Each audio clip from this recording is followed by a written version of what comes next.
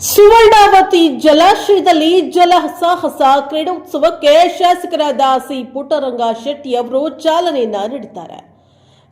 ಚಾಮರಾಜನಗರದಲ್ಲಿ ಯುವಕರು ಹಾಗೂ ಸಾರ್ವಜನಿಕರನ್ನ ಕ್ರೀಡೆಯತ್ತ ಉತ್ತೇಜಿಸುವ ಸಲುವಾಗಿ ಸುವರ್ಣಾವತಿ ಜಲಾಶಯದಲ್ಲಿ ಆರಂಭವಾದ ಜಲಸಾಹಸ ಕ್ರೀಡೋತ್ಸವಕ್ಕೆ ಎಂಎಸ್ಎಲ್ ಅಧ್ಯಕ್ಷರಾದಂತಹ ಹಾಗೂ ಶಾಸಕರಾದಂತಹ ಪುಟ್ಟರಂಗ ಶೆಟ್ಟಿ ಅವರು ಚಾಲನೆಯನ್ನ ನೀಡಿದ್ದಾರೆ. ಸುವರ್ಣಾವತಿ ಜಲಾಶಯದಲ್ಲಿ ಜಲಸಾಹಸ ಕ್ರೀಡೋತ್ಸವಕ್ಕೆ ಶಾಸಕರಾದ ಸಿ ಪುಟ್ಟರಂಗೇಗೌಡ ಶೆಟ್ಟಿ ಅವರಿಂದ ಚಾಲನೆ.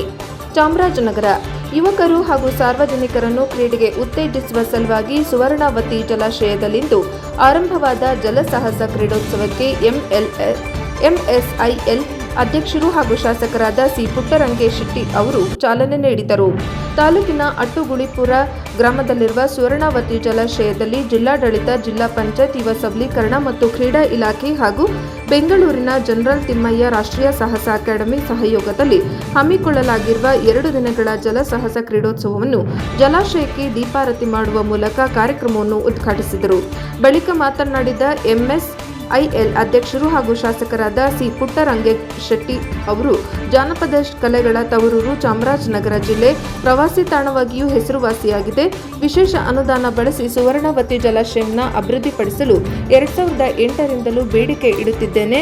ಜಲಾಶಯವನ್ನು ಉತ್ತಮ ಪ್ರವಾಸಿ ತಾಣವಾಗಿ ಮಾರ್ಪಡಿಸಲು 43 ಕೋಟಿ ರುಗಳ ಅಂದಾಜು ಪಟ್ಟಿಯನ್ನು ಈಗಾಗಲೇ ಸರ್ಕಾರಕ್ಕೆ ಸಲ್ಲಿಸಲಾಗಿದೆ. ಅನುದಾನ ಬಿಡುಗಡೆಯಾಗುವ ನಿರೀಕ್ಷೆ ಇದೆ ಎಂದರು. ಜಲಸಾಹಸ ಕ್ರೀಡೆಗೆ ಜಿಲ್ಲೆಯಲ್ಲಿ ಉತ್ತಮ ವಾತಾವರಣವಿದೆ.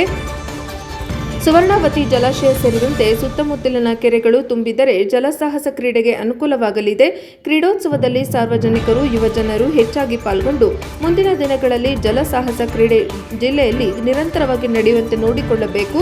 ನಗರದ ಜಿಲ್ಲಾ ಕ್ರೀಡಾಂಗಣದಲ್ಲಿ ಈಜುಕೊಳ ನಿರ್ಮಾಣಕ್ಕಾಗಿ 15 ಕೋಟಿ ಅಂದಾಜು ಪಟ್ಟಿ ತಯಾರಿಸಲಾಗಿದೆ ಎಂದು ಶಾಸಕರಾದ ಸಿ ಪುಟ್ಟರಂಗ ಶೆಟ್ಟಿ ಅವರು ಇದೇ ವೇಳೆ ತಿಳಿಸಿದರು.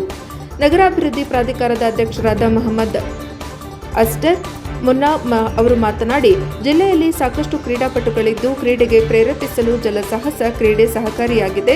ರಾಜ್ಯ ಮಟ್ಟದಲ್ಲಿ ಜಲಸಾಹಸ ಕ್ರೀಡೆ ಪ್ರಚಲಿತವಾಗಬೇಕು. ಜಲಸಾಹಸ ಕ್ರೀಡೆಯನ್ನು ಜಿಲ್ಲೆಯಲ್ಲಿ ಹೆಚ್ಚಾಗಿ ಆಯೋಜಿಸಬೇಕು. ಜಿಲ್ಲೆಯ ಯುವಕರು ಹಾಗೂ ಸಾರ್ವಜನಿಕರು ಜಲಸಾಹಸ ಕ್ರೀಡೆಯ ಸದುಪಯೋಗ ಪಡೆಯುವಂತೆ ಸಲಹೆ ಮಾಡಿದರು. ಜಿಲ್ಲಾಧಿಕಾರಿ ಶ್ರೀರೂಪ ಅವರು ಮಾತನಾಡಿ, 2 ದಿನಗಳ ಕಾಲ ಆಯೋಜನೆಯಾಗಿರುವ ಜಲಸಾಹಸ ಕ್ರೀಡೋತ್ಸವದಲ್ಲಿ ಮೊದಲ ದಿನ ಯುವಕರು, ವಿವಿಧ ಕಾಲೇಜು ವಿದ್ಯಾರ್ಥಿಗಳು ಮತ್ತು 2ನೇ ದಿನ ಸಾರ್ವಜನಿಕರು ಪಾಲ್ಗೊಳ್ಳಬಹುದಾಗಿದೆ. ಜಲಸಾಹಸ ಕ್ರೀಡೆ ಆಯೋಜನೆ ಕ್ರೀಡಾಪಟುಗಳು ಹೊರಹೊಮ್ಮಲು ಉತ್ತಮ ವೇದಿಕೆಯಾಗಲಿದೆ.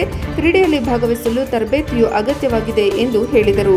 ಜಿಲ್ಲಾ ಪಂಚಾಯತ್ ಮುಖ್ಯ ಕಾರ್ಯನಿರ್ವಾಹಕ ಅಧಿಕಾರಿ ಮೋನಾ ರೋತ್, ಯುವ ಸಬಲೀಕರಣ ಮತ್ತು ಕ್ರೀಡಾ ಇಲಾಖೆಯ ಸಹಾಯಕ ನಿರ್ದೇಶಕರಾದ ಕೆ ಸುರೇಶ್, ಜಿಲ್ಲಾ ಆರೋಗ್ಯ ಮತ್ತು ಕುಟುಂಬ ಕಲ್ಯಾಣಾಧಿಕಾರಿ doctor S Chidambar, General Thimmayya ರಾಷ್ಟ್ರೀಯ ಸಾಹಸ ಅಕಾಡೆಮಿಯ ಪ್ರಶಿಕ್ಷಕರಾದ ಶಬೀರ್, ದಿನೇಶ್ ಎಸ್ ಸುವರ್ಣ, ಅಟ್ಟುಗುಳಿಪುರ ಗ್ರಾಮ ಪಂಚಾಯತ್ ಕಾರ್ಯದರ್ಶಿ ಧರ್ಮರಾಜ್ ಇತರರು ಕಾರ್ಯಕ್ರಮದಲ್ಲಿ ಉಪಸ್ಥಿತರಿದ್ದರು.